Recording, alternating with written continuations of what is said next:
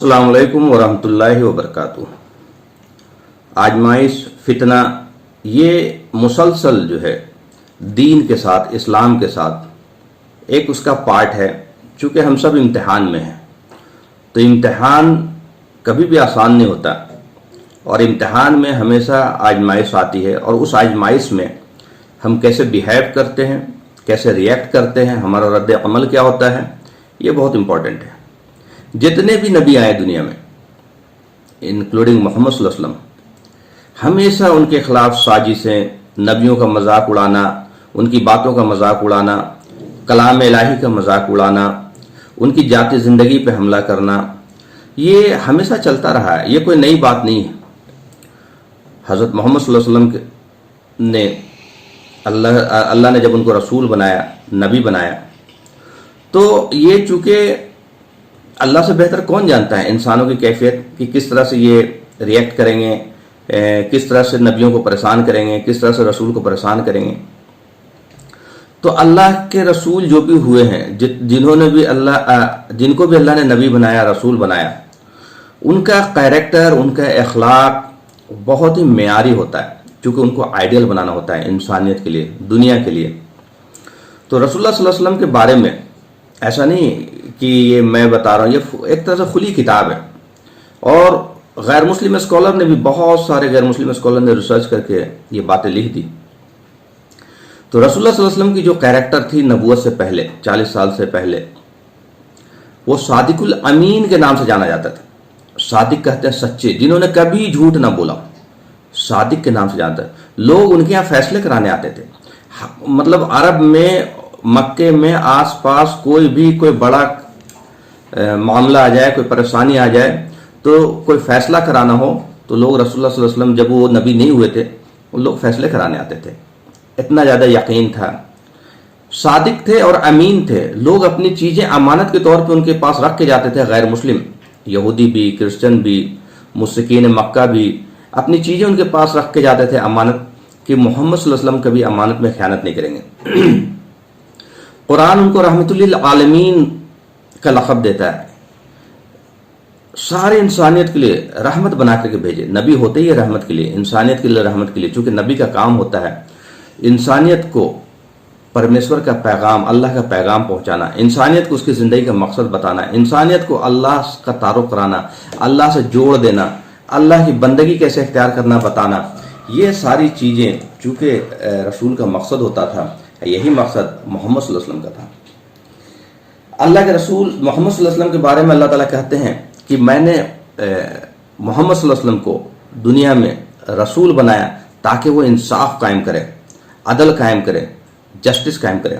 हमें मालूम है कि लोगों की जब लड़ाइयाँ होती थी, चाहे यहूदी आपस में लड़ते थे, चाहे यहूदी और मुश्रिक आपस में लड़ते थे, मक्का के कुरैश लड़ते थे, तो ये सारे अपने फैसले किनके पास कराते थे? रसूलुल्लाह सल्लल्लाहु अलैहि वसल्लम के पास कराते थे। तो जब इनको नबूवत मिली, तो जो लोग इस चीज़ से कराहियत महसूस कर रहे थे, चूँकि वहाँ पे 360 खुदाओं का तस्वुर था, खाना काबा के अंदर में 360 खुदा थे, लोग एक परमेश्वर का, एक अल्लाह का तस्वुर नहीं था। तो जब इन्होंने लोगों को बताया कि हमारा रब एक है, उसी की बंदगी करो, और मैं तुम्हारी तरफ अल्लाह का रसूल बनाकर भेजा गया हूँ, नबी बनाकर भेजा गया हूँ, तो बहुतों ने एक्सेप्ट कर लिया, बहुतों ने एक्सेप्ट नहीं किया, मज़ाहमत किया, लड़ाई की, उनको परेशान किया, तकलीफ दिया। तो उनको जब कोई चीज़ें इनके ख़िलाफ़ नहीं मिलती थी, चूँकि इनका कैरेक्टर, इनका अखलाक इतना आला था, मतलब अखलाक के बारे में कहीं से कोई दाग नहीं था, तो लोग उनकी बातों को कैसे इनकार करें, या कैसे अपने लोगों को मना करें, कैसे लोगों को रोके। तो लोग जब उनकी बातों को सुनते थे, बोलते थे नहीं, ये तो सच बोलने वाले हैं, ये तो सादिक हैं, और उनकी बातों को मानते थे, और वो मान करके ईमान लाते थे। तो जब तक वो हयात रहे, बहुत तरह की साजिशें हुई, बहुत तरह का प्रोपगंडा हुआ। इवन ताइफ गए तो उनके ऊपर पत्थर भी चलाया गया, उनको बहुत तकलीफ़ें दी गई। वो नबी जो है, जिनके घर में 2-2 महीना चूल्हे नहीं जलते थे, उनके यहाँ खाने को मुयस्सर नहीं होता था। जब उनकी उम्र 25 साल हुई नबूवत से पहले, तो नबूवत से पहले जब 25 साल की उम्र के हुए, तो उस वक्त हज़रत खदीजा रज़ियल्लाहु ताला अन्हा, जो अरब की मशहूर खातून थी, مشہور بزنس وومن تھیں اور بڑے بڑے عرب کے سردار ان سے شادی کرنا چاہتے تھے، لیکن انہوں نے انتخاب کیا محمد صلی اللہ علیہ وسلم کو، چونکہ انہوں نے ان کے ساتھ تجارت کیا، ان کا معاملات دیکھا، ان کا اخلاق دیکھا، ان کا کیریکٹر دیکھا، اور انہوں نے ان کا انتخاب کیا۔ یہ بہت بڑا اپنے آپ میں ایک پرائیڈ والی بات تھی۔ تو انہوں نے وہ 40 سال کی خاتون تھے، یہ 25 سال کی عمر میں تھے۔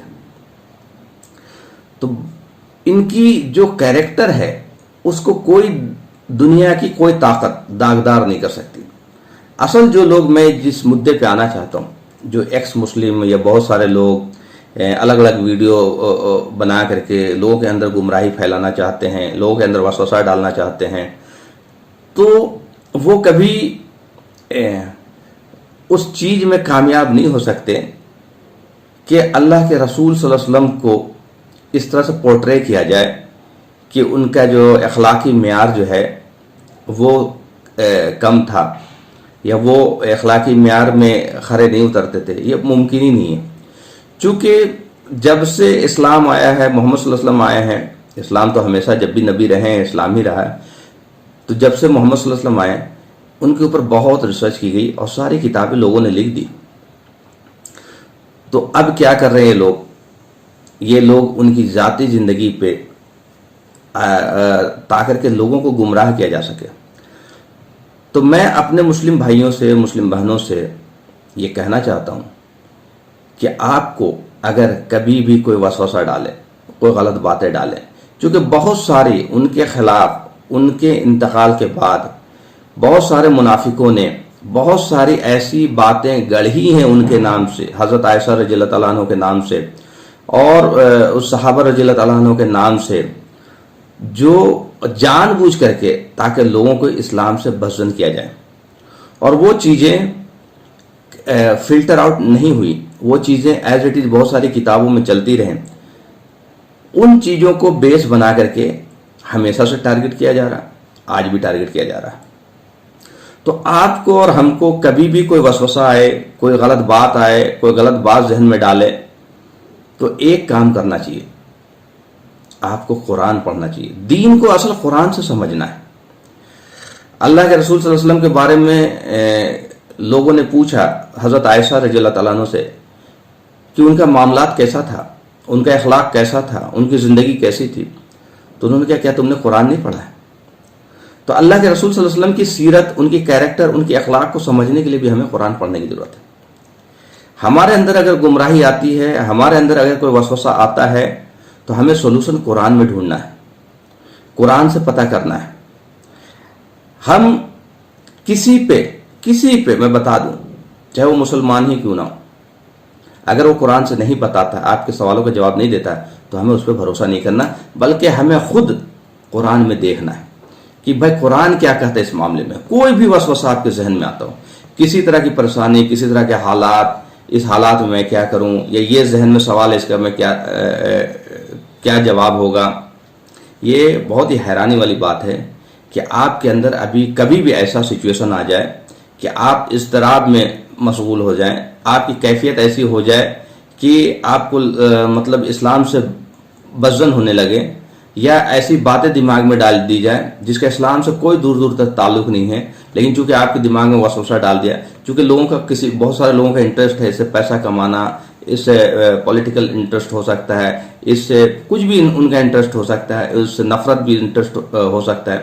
تو ہمیں یہ کرنا چاہیے کہ 2 رکعت نفل نماز پڑھ کر کے، 2 رکعت اللہ سے دعا کر کے آپ قرآن کھولیں، آپ قرآن کھولیں، کہیں سے کھولیں، جہاں سے مرضی پیج کھول لیں اور آپ پڑھنا شروع کریں۔ انشاءاللہ پورے یقین کے ساتھ میں کہہ رہا ہوں کہ آپ اپنے سوال کے جواب میں پہنچ جائیں گے۔ کیوں پہنچ جائیں گے؟ چونکہ یہ کلام اللہ ہے، اللہ کا کلام ہے، اللہ زندہ ہے، الحی، اللہ زندہ ہے ہمیشہ سے اور ہمیشہ رہے گا، اور اس کلام پہ فرشتے معمور ہیں۔ تو آپ کے ذہن میں جو سوال آتے ہیں وہ اللہ بہتر جان رہا ہے، اللہ سن بھی رہا ہے اور اللہ دیکھ بھی رہا ہے۔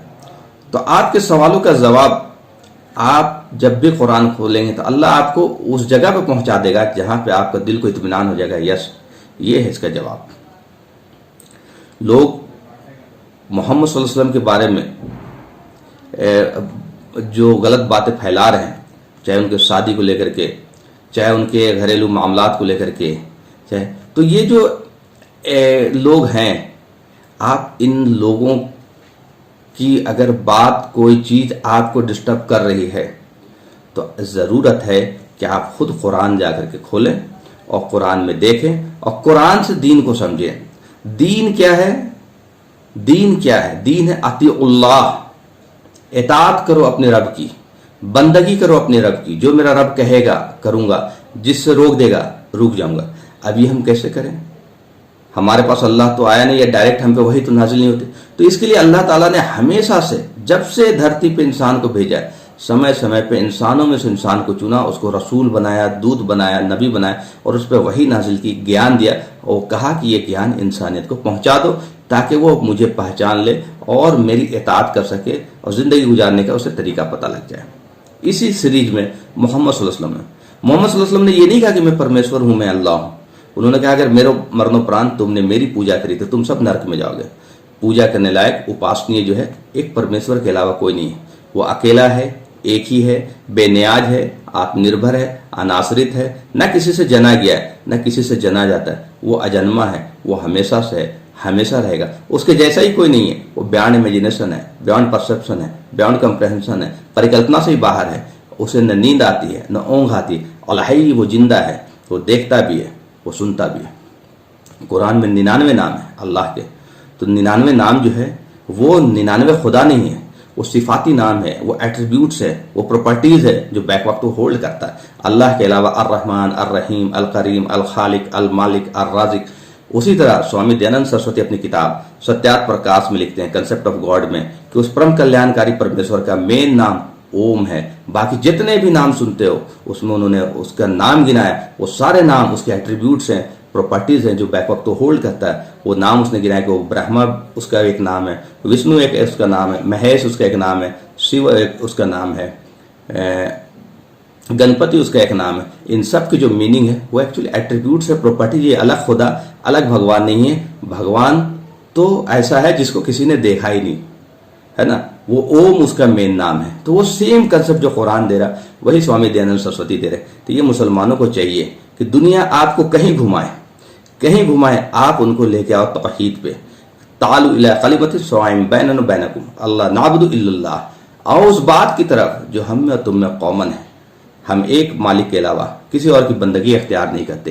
یہ ہے اصل چیز جس سے دنیا بدکتی ہے، یہ ہے اصل چیز جس کا دنیا کے پاس جواب نہیں ہے۔ ایک ایشور واد، اس کا کوئی جواب نہیں ہے۔ لوگ پتہ نہیں کس کو خدا بنا بیٹھے۔ تو ہمیں ان سے مایوس نہیں ہونی چاہیے جو ہمارے اوپر اٹیک ہوتا ہے، یہ فتنہ ہمیشہ سے رہا ہے۔ ہماری غلطی یہ ہے کہ ہمارے یہاں لوگوں نے ہزاروں کتابیں لکھ دی اور قرآن سے کٹ گئے۔ باباؤں کی کتاب، ان کی کتاب، ان کی چیزیں، انہوں نے یہ لکھ دیا، انہوں نے یہ لکھ دیا، انہوں نے مطلب ایسی چیزیں لکھ دی کہ اس کو اٹھا کر کے یہ لوگ ریفرنس بنا کر کے آپ سے باتیں کر رہے ہیں۔ بہت ساری حدیثیں من گھڑت حدیثیں ہیں، ضعیف حدیثیں ہیں۔ عبداللہ بن ابی جو منافق تھا، انہوں نے کہا کہ میں نے اتنے سارے حدیثیں اس میں ملا دی ہیں، تم الگ کر سکتے تو کر لو۔ تو حدیثوں صحابہ رضی اللہ تعالیٰ عنہ کے نام سے، رسول اللہ صلی اللہ علیہ وسلم کے نام سے بہت ساری چیزیں گڑھی گئیں جو حدیث کے نام پہ گھسا دی گئی ہے نا۔ اس کو ہم نے کبھی الگ کرنے کا کام، کریکشن کا کام نہیں کیا۔ کلیکشن کا کام تو ہوا، کریکشن کا کام نہیں ہوا۔ لیکن خیر، اس سے بھی ہمیں بزدل ہونے کی ضرورت نہیں ہے۔ ہمیں جب بھی پرابلم آئے ہم قرآن کی طرف لوٹیں گے، اور قرآن جو ہے، اللہ کے رسول صلی اللہ علیہ وسلم کی سیرت جو ہے وہ قرآن سے کبھی نہیں ٹکرائے گی۔ اللہ کے رسول صلی اللہ علیہ وسلم کی جو سیرت ہے وہ قرآن کا پریکٹیکل امپلیمنٹیشن ہے، وہ قرآن کا پریکٹیکل ڈیمونسٹریشن ہے۔ یہ دونوں ایک ساتھ ہیں، ایک تھیوری ہے، ایک پریکٹیکل ہے۔ تو آپ کو جب بھی کوئی پرابلم ہو آپ قرآن کی طرف لوٹیں، آپ کو دل کا سکون مل جائے گا۔ میں اپنے ہندو بھائیوں سے بھی کہتا ہوں، مسلمان بھائیوں سے بھی کہتا ہوں کہ اسلام کو اگر آپ کو جاننا ہے تو آپ قرآن پڑھیں، اور آپ قرآن پڑھیں گے تو انشاءاللہ قرآن ہدی للناس ہے، اور اللہ ہمارے دلوں کا حال جانتا ہے۔ اللہ ہمیں اس جگہ پہ پہنچائے گا جہاں پہ ہمارے لیے جواب ہوگا، دلوں کا سکون ہوگا اور اطمینان ہوگا۔ ان فتنوں سے ہمیں نہیں ڈرنا۔ ہم جس دور میں ہیں وہ دجالی فتنہ کا دور ہے، اور اس دجالی فتنہ سے ہمیشہ نبیوں نے وان کیا، سبھی نبی نے، محمد صلی اللہ علیہ وسلم نے بھی وان کیا۔ اور ہم جس دور میں ہیں دجالی فتنہ میں ایمان آپ کا چھینا جائے گا، ایمان پہ اٹیک ہوگا، آپ کے دلوں میں وسوسہ ڈالا جائے گا، آپ کے دلوں میں نفرت پیدا کی جائے گی اللہ کے رسول سے۔